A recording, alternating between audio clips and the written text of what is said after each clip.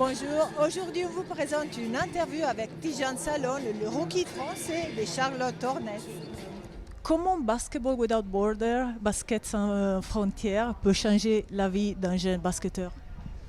Je dirais puisque comme c'est un camp qui regroupe énormément de monde, la plupart de très bons joueurs en Europe ou aux États-Unis en tout cas, bah, ça peut changer puisque on est vu par des équipes NBA, des scouts, par un grand nombre de monde, donc forcément ça peut avoir un petit impact sur le début de ta carrière, je pense.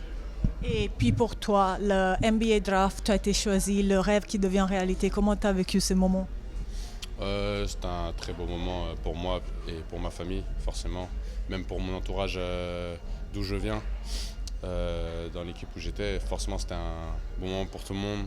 Ça fait extrêmement plaisir. C'est comme un achèvement, mais d'un début. Donc, c'est le début de grandes choses et aussi le mérite d'un travail acharné que j'ai eu durant ces dernières années. Et la G-League, comment ça peut rendre encore meilleur? Ça peut rendre encore meilleur, je dirais, puisque bah forcément tu peux plus travailler sur toi. Après, ça dépend de ta mentalité, mais moi en tout cas, quand j'y vais, c'est pour devenir meilleur, pour m'améliorer et pouvoir retranscrire tout ça après sur le terrain en NBA. C'est la première envie que j'ai, moi, dès que je vais là-bas, c'est pouvoir m'améliorer pour être efficace quand je vais là-bas après. Tu sais que Wembanyama a parlé très bien de toi. Il a dit que tu te bats beaucoup, que tu travailles très durement et tu mérites beaucoup. Qu'est-ce que ça veut dire pour toi?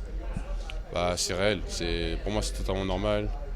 Il me connaît, il sait comment ça marche. Et même si j'ai des phases difficiles, par exemple je marque pas, je fais pas des bonnes choses, c'est dur en tout cas. Il sait très bien que moi, peu importe que ça se passe bien ou pas, je vais quand même avoir la même mentalité, toujours travailler, même les jours off, toujours un truc à faire. Et je souhaite devenir le meilleur, donc forcément, peu importe la situation dans laquelle je suis, je continuer à travailler et jamais abandonner. Régime avant le match et après le match. Qu'est-ce que tu aimes manger? Tu aimes plus nourriture française ou tu manges quoi d'habitude?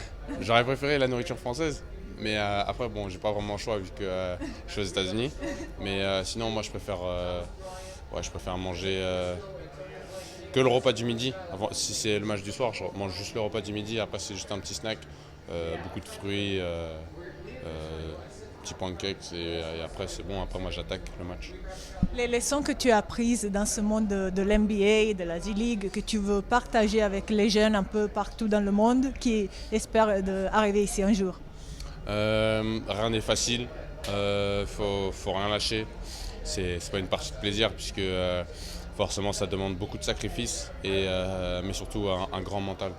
Vraiment, donc faut rien lâcher, faut travailler énormément, très dur. Même quand tu penses que ça peut aller, bah il suffit d'un truc, d'un choix, de je ne sais quoi qui fait que tout peut revenir en arrière. Mais c'est là où il faut avoir du mental et il faut continuer à travailler, rester en confiance, toujours rester positif. Et peu importe, même si ça se passe mal, l'heure va arriver. Et ce jour-là, tout le travail qui a été fait, il va payer. Un petit coucou à tes fans dans le monde.